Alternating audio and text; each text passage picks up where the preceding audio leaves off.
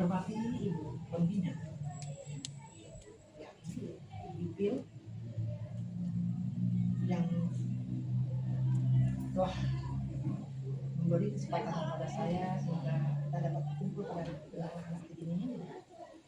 Kedatangan Ibu pada hari ini adalah untuk mewawancarai anak Ibu ya, dalam rangka Ibu mohon bantuan karena Ibu menulis tes Ibu tentang ekstrakurikuler keagamaan di SMA Negeri 1 Bangli. Jadi Ibu mewawancarai Ketua Rohis namanya. Coba kenalkan. Perkenalkan, nama saya Emprimus Interpares, berasal dari kelas 10 S10 di SMA Negeri 1 Lembah Melintang. Saya di sini ialah sebagai Ketua Rohis. Ya. Yang aku tanyakan pertama, bagaimana bentuk kegiatan ekstrakurikuler keagamaan di SMA Negeri 1 Lembah Melintang? Untuk ekstrakurikuler keagamaan biasa diadakan rutin setiap hari Rabu. Dilaksanakan setiap hari Rabu. Itu Rohis, Anissa dan Hafiz. Untuk Rohis saja, Bu. Rohis saja. Kalau Anissa? Kalau Anissa ya Pak? Jumat. Kalau Rohis? Rabu dan apa? Hafiz? Oh, seminggu? Oh, 3 kali? Ya. Maka ada 3 juz ada majus ya, yang bisa apa namanya Al-Qurannya. Kemudian kalau program yang dari apa gubernur pengajian unit remaja seminggu sebulan 2 kali itu di masjid ya, wajib semuanya. Itu bentuk pelaksanaan ya ekstrakurikuler keagamaan di sini. Jadi tepat itu dimilih SMA ya. Yaitu apa kan kemarin, wah ini bagus Pak, karena anak itu ada yang dari sini 3 juz tahfiz ya, 4 ya. Dia masuk di apa? Di apa tuh? Di Jepang Pak ada apa namanya? Menjadi bukan nama nulis, sebagai apa? Itu dari tahfiz bukan dari menyanyi. Kalau yang perempuan apa namanya itu? Lomba genere ya. Oh, katanya MC ya. Nah, kemudian Ibu tanya, apakah apa namanya peran ekstrakurikuler keagamaan Lembah Melintang untuk generasi Z yang telah berjalan, perannya apa saja? Untuk perannya bisa sebagai aspirasi bagi siswa-siswa yang lainnya untuk termotivasi dalam melakukan kegiatan keagamaan. Baik. Ada yang mau menambahkan? Ya, silakan. Nah, tugas ini juga berperan untuk membantu para siswa Gen Z untuk mengubah karakternya yang sesuai dengan syariat Islam. Seperti keberhasilan, kerjasama, ya, bersama seperti sosial, ya. Itu ibadah kepada Allah ya, sholat, baca Quran, yang sesuai dengan Islam. Kemudian kafah ya. Yang ketiga, apa saja nilai karakter yang dimiliki oleh generasi Z dan generasi satu Melintang ini? Karakternya dengan diadanya apa namanya kegiatan ekstrakurikuler keagamaan seperti Rohis, Anissa, Tahfiz dan jadi remaja. Bisa untuk melatih kedisiplinan, Bu, ya, sikap gotong royong, Ya. dan Disiplin, gotong royong, untuk melatih public speaking masing-masing. untuk melatih kejujuran, Iya. ya, jujur, ya, lebih bijaksana, ya. Kalau ada yang apa kan? Ya. Bisa melatih kami untuk melatih kesabaran kami dalam menghafal Al-Quran. makanya untuk gagah itu harus perlu sabar ya, menahan diri ya, karena godaan itu banyak, HP ya, nah itu yang paling apa nih, sebenarnya ada dalam itu, kita harus taktis ya, itu luar biasa tuh Nanda ya, kita anak pesantren kan kadang banyak itu kecolongan ya, bisa hadapi pemerintahan, ujian itu ya, bisa kita hadapi, bisa sabarannya. Kemudian yang keempat ya, apa? Ini untuk guru ya. Apa rasanya soalnya dari guru dilakukan dengan belajar apa namanya mengaktifkan kegiatan ekskul keagamaan ini. Tanpa efeknya dorongannya efeknya. Ya, boleh kedua-duanya. Nah, jadi Tanggapan dari guru ya.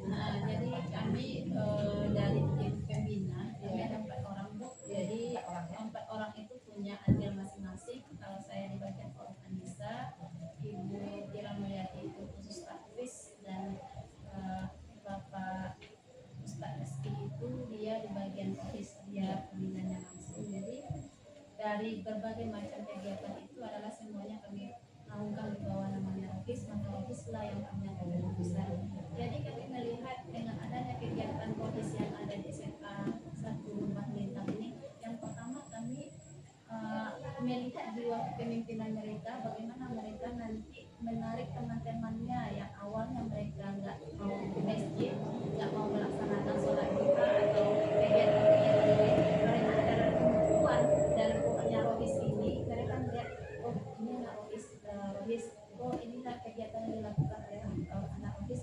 Jadi mengajak yang seperti itulah yang makanya kami awal dari kegiatan Rohis ini. Kemudian dari Rohis itu ada beberapa event kegiatan yang harus mereka pilih juga. Mereka anak Rohis tapi mereka wajib, kecuali yang ke Anissa ya khusus perempuan, mereka wajib ke arah yang tahfiznya lagi. Jadi kami melihat beberapa perkembangan dari mereka yang organisasi, paling tidak mereka punya rasa percaya diri untuk bagaimana mereka berdakwah. Misalnya contohnya kayak kemarin Rabu misalnya kami nggak ada di sana, tapi mereka sudah punya jiwa kepemimpinan luar biasa. Nanti bisa lihat sendiri mereka latihan Waktu itu orangnya kan itu yang efektif itu.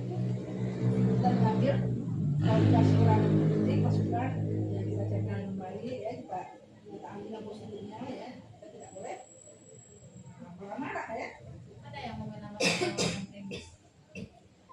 Silakan Pak ya. Oh ya, dan juga pastinya ada yang beranggapan bahwa Rohis, Tahfiz, dan Forum Anissa ini hanya untuk di bidang keagamaan saja, seperti mendekatkan diri kepada Allah, sehingga mereka tidak terlalu tertarik untuk mengikuti organisasi-organisasi atau ekstrakurikuler tersebut. Padahal sebenarnya program ini sangat efektif karena tidak hanya bertujuan untuk mendekatkan diri kepada Allah atau tidak hanya bertujuan di dalam bidang agama saja, tetapi seperti yang dibilang Primus tadi juga di bidang public speaking, atau seperti yang dibilang Bu Ipil di bidang di bidang kepemimpinan, dan juga masih banyak lagi yang didapatkan dari organisasi-organisasi dan ekstrakurikuler keagamaan tersebut.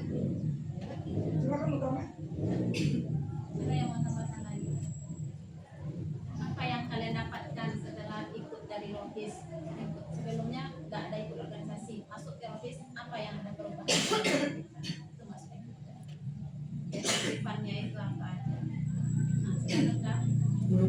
Salah satu manfaat di ROS ini yaitu meningkatkan nilai religius, taat agama, santun, dan jiwa kebersamaan dalam organisasi. Nah, di Rohis ini juga mengajarkan kami bahwa mencapai satu tujuan yang sama harus dilakukan dengan musyawarah besar, menikmati masa-masa bersama, lalu menerima suatu pendapat dari teman dan kita kolaborasikan menjadi pendapat bersama. Misalnya pendapatnya berbeda, kita lakukan musyawarah dan kita di situ kami sering berdiskusi. Mungkin dia tidak suka begini, ada juga yang tidak suka begini. Nah, di musyawarah itu kami mencari sebuah solusi untuk menjadikan saling menguntungkan. Kemudian apakah di ruang sini kita mampu mengontrol ada yang ya yang ada dalam diri apa membuangnya secara step by step ya bertahap. Itu nggak rasanya. Ada misalnya selama ini kita malas sholat berjamaah itu ya, main apa aja ya. Asal wais tahu apa kita masuk subuh. Kalau yang laki nggak usah berjamaah tuh apa namanya? Nah, dibakar namanya kan? Rumahnya. Jadi setelah tahu itu rasa keberatan lagi nggak? Soal berjamaah untuk yang wais yang bapaknya yang siswanya. Enggak kan? Enggak ikhlas ya. Kita udah tahu ya bahwa agama kan mengajarkan. Karena banyak kan manfaat kita soal berjamaah itu ya. Kebersamaan. Kalau kita punya imam, ada teknik, mengajarkan dengan sosial ya yang jangan itu betul. Maksudnya itu bukan hanya kita pada agama juga. Jadi apa kumpul habulullah bagus, habul nanasnya bagus ya. Jadi kumpul masyarakat ya. Jadi kita kalau menolong itu kita nggak indikasi ya. Walaupun andai kan mereka bukan Islam ya, tapi bukan berarti butuh pertolongan kita mampu menolong. Kita harus kita tolong sama manusia lagi ya. Oke. Kemudian yang terakhir ya, yang kelima ya, bagaimana apa hambatan dari kita melaksanakan kegiatan apa ekskulnya, ada nggak hambatannya? Ya, kalau ada hambatan, bagaimana cara kita mengapakannya, menangkisnya ya? Ya silakan apa faktor ya, hambatan dan pendukung. Ya sangat banyak hambatannya Bu. Tapi kita harus bisa menangkisnya dengan memberi nasihat kepada orang yang mencoba mengadu domba itu.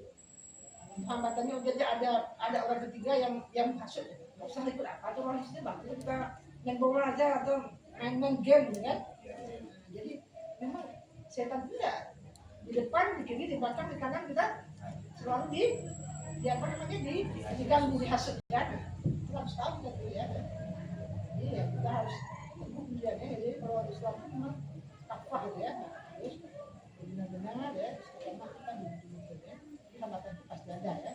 Mungkin apa namanya yang ya ya berapa kompeten ya yang osis ya bisa dan apa di remaja ya. Nah, yang merasa itu ya kan ya.